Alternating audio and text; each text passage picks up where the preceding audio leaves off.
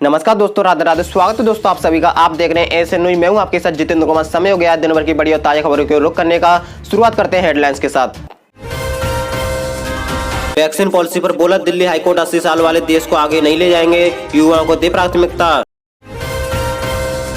CBSE 12वीं परीक्षा पर पीएम मोदी ने की एम बैठक, जल्द होगा अंतिम फैसला। कोरोना की दूसरी लहर पर भारत का साथ दे, बोला चीन मुहैया करवाएंगे सभी तरह की मदद। कर्नाटक में ऑक्सीजन की भारी कमी, कोविड-19 के मामले अभी भी अधिक। दिल्ली में कोरोना केसों में आई बड़ी गिरावट, आज 623 नए मरीज मिले, 62 की गई जान, एक्टिव केस घटकर 10,000 से पार आए। गौतम बुद्ध नगर जिले में 30 जून तक कर्फ्यू लगा, आवश्यक सेवाओं को रहेगी छूट। दिल्ली में शराब की होम डिलीवरी को मंजूरी, मोबाइल ऐप और पोर्टल से कर सकेंगे ऑर्डर।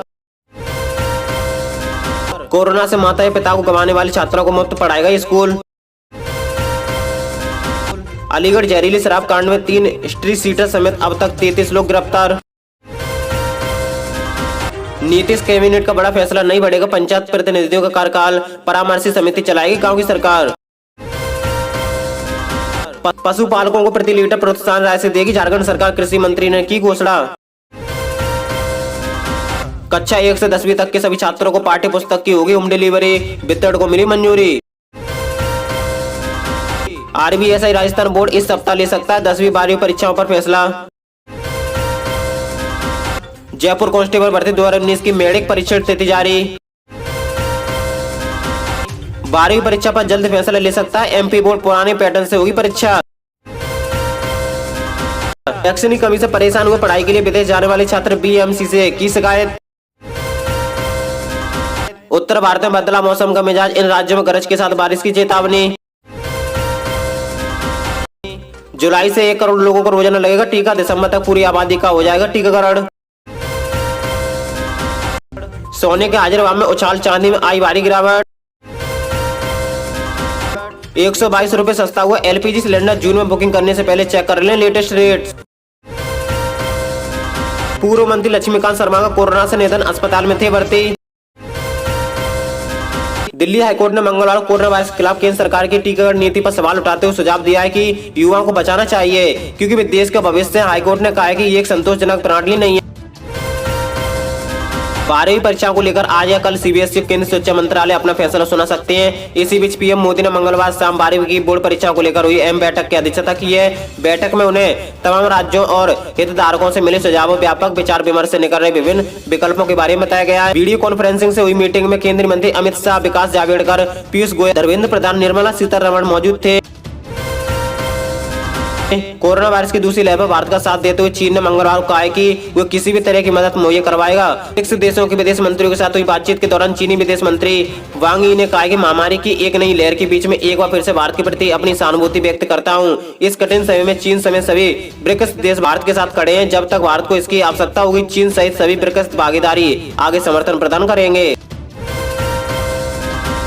कर्नाटक में वेंटिलेटर पर डाले गए कोविड-19 रोगियों के इलाज के लिए केंद्र कोटे के तहत प्रतिदिन 1200 टन तरल चिकित्सा ऑक्सीजन की मांग तुलना में राज्य को काफी कम आपूर्ति हो रही है। अधिकारियों ने बताया कि मुख्यमंत्री बीएस येदियुरप्पा द्वारा केंद्र सरकार को पत्र लिखे जाने और कर्नाटक उच्च न्यायालय द्वारा राज्य के हिस्से की ऑक्सीजन आपूर्ति के निर्देश दिए जाने के बावजूद स्थिति है।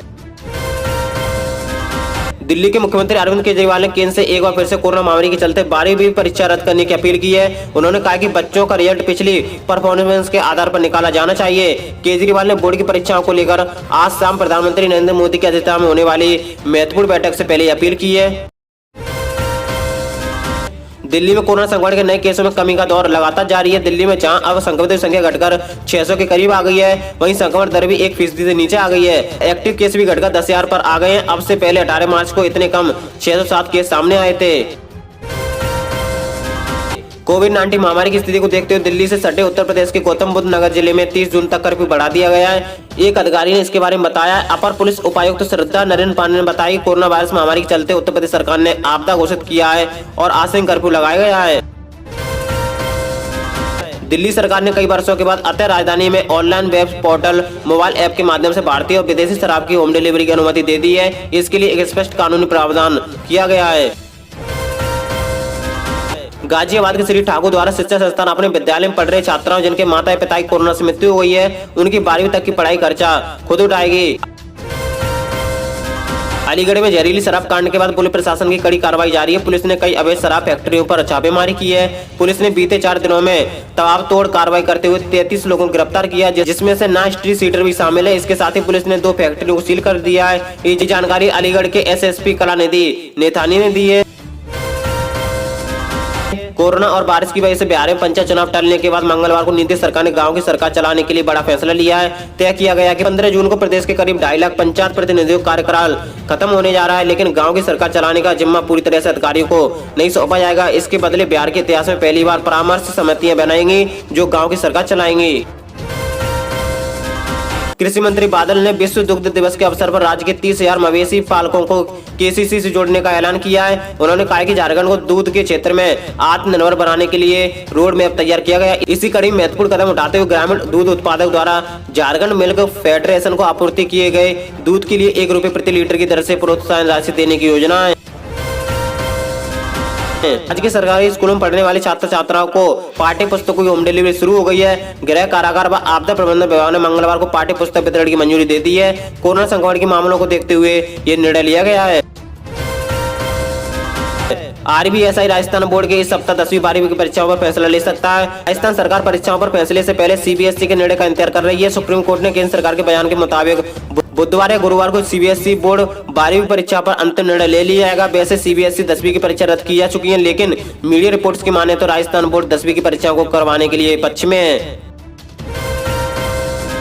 राजस्थान में 31,000 शिक्षकों की भर्ती के लिए 20 जून को होने को प्रस्तावित रीट परीक्षा की नई तिथि इस सप्ताह घोषित हो सकती है। शिक्षा मंत्री गोविंद सिंह डोटासरा ने शनिवार को मीडिया से बताया कि रीट परीक्षा को लेकर फैसला 1-2 दिन के अंदर आ जाएगा। इसके बाद EWS श्रेणी के अभ्यर्थियों के लिए आवेदन प्रक्रिया शुरू की जाएगी। उन्होंने कहा कि रीट के आवेदन नए सिरे से लिए जाएंगे। इसके कार्यक्रम की घोषणा जल्दी की जाएगी।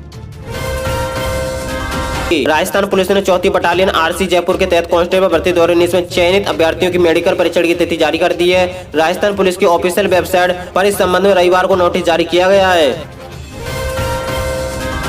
मध्य प्रदेश माध्यमिक शिक्षा मंडल MPBSC की ओर से 12वीं परीक्षा पर जल्द फैसला लिया जा सकता है। इस महीने को राज्य के स्कूल शिक्षा और सामान्य प्रशासन राज्य मंत्री इंदर सिंह परमार ने कहा कि जून के पहले सप्ताह में संकट की स्थिति को देखते हुए 12वीं परीक्षा आयोजन के संबंध में जरूरी फैसला किया जाएगा। ऐसे में उम्मीद है कि इस सप्ताह MP बोर्ड 12वीं परीक्षा को संभावित तिथियों और परीक्षा पैटर्न आदि के बारे में जानकारी दे सकता है।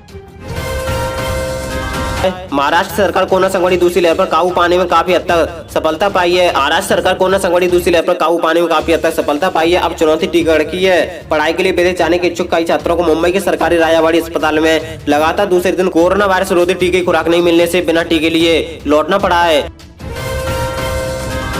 मुंबई महानगर पालिका ने पिछले सप्ताह ऐसे छात्रों के लिए सोमवार से बुधवार तक शहर के कस्तूरबा अस्पताल, राजावाड़ी अस्पताल और कपूर अस्पताल से बिना पंजीकरण के वॉक इन टीकाकरण की घोषणा की थी। देश में कोरोना की स्थिति और टीकाकरण की प्रगति पर प्रेस कॉन्फ्रेंस करते हुए ICMR के महानिदेशक डॉक्टर बलराम भार्गव ने कहा कि कोविडशील्ड खुराक लगाने के शेड्यूल में बिल्कुल भी कोई बदलाव नहीं किया गया है। ये केवल 2 खुराक मिलेगी। कोविडशील्ड की पहली खुराक देने के बाद 12 सप्ताह के बाद दूसरी खुराक दी जाएगी। वहीं शेड्यूल कोवैक्सीन पर लागू होता है। उन्होंने कहा कि देश में वैक्सीन की कोई कमी नहीं है। जुलाई के मध्य अगस्त तक हमारे पास प्रतिदिन 1 करोड़ लोगों को टीका लगाने के लिए पर्याप्त खुराक होगी। हमें दिसंबर तक पूरी आबादी का टीकाकरण करने का भरोसा है। HDFC सिक्योरिटीज के अनुसार राष्ट्रीय राजधानी दिल्ली में मंगलवार को सोने के भाव में 285 रुपए प्रति 10 ग्राम की बढ़त देखी गई है। इस तेजी सोने के हाजिर भाव 48,892 रुपए प्रति 10 ग्राम हो गया है। सोने के साथ ही चांदी के घरेलू हाजिर भाव में मंगलवार को बढ़ोतरी देखी गई है। चांदी में 952 रुपए प्रति किलोग्राम की तेजी दर्ज की गई है। इसी तेजी से चांदी के भाव बढ़कर 71,850 रुपए प्रति किलोग्राम हो गया है।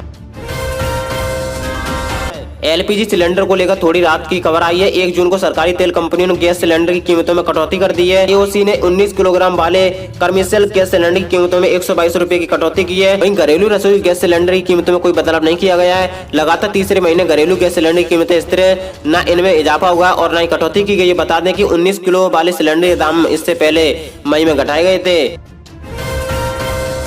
मध्य प्रदेश के पूर्व मंत्री और भारतीय जनता पार्टी के दिग्गज नेता लक्ष्मीकांत शर्मा का कोरोना से निधन हो गया है। वो 11 मई को कोरोना पॉजिटिव पाए गए थे, जिसके बाद उन्हें भोपाल के निजी अस्पताल में भर्ती करवाया गया था, लेकिन 31 मई को कोरोना से जंग हार गए हैं। लक्ष्मीकांत शर्मा के निधन के बाद व्यायाम कांड का एक अध्याय भी उनके साथ चला गया है। दरअसल लक्ष्मीकांत शर्मा पहली बार सुर्खियों में व्यायाम परीक्षा घोटाले में आरोपी बनने के बाद ही आए थे। सीबीएसई 12वीं की बोर्ड परीक्षा को रद्द किया गया है। ये फैसला पीएम मोदी की अध्यक्षता में मंगलवार शाम एक अहम बैठक में लिया गया है। कोरोना महामारी के अनिश्चितता भरे माहौल और हितधारकों की राय लेने के बाद यह फैसला लिया गया है। इस साल कक्षा 12वीं की बोर्ड परीक्षा आयोजित नहीं की जाएंगी। और इसी के साथ दोस्तों आज दिन भर की 10 बड़ी खबरें, मुख्य समाचार, टुडे ब्रेकिंग न्यूज की सब वीडियो को फिनिश करते हैं। दोस्तों वीडियो को लाइक करें और रोज मुख्य समाचार देखने के लिए आप हमारे चैनल को सब्सक्राइब करके बेल आइकन और पर सेलेक्ट करें, जिससे हमारी सभी वीडियो आप तक सबसे पहले पहुंच सके। तो दोस्तों thank you, take care, good bye, जय हिंद, जय भारत, नमस्कार दोस्तों, राधे राधे।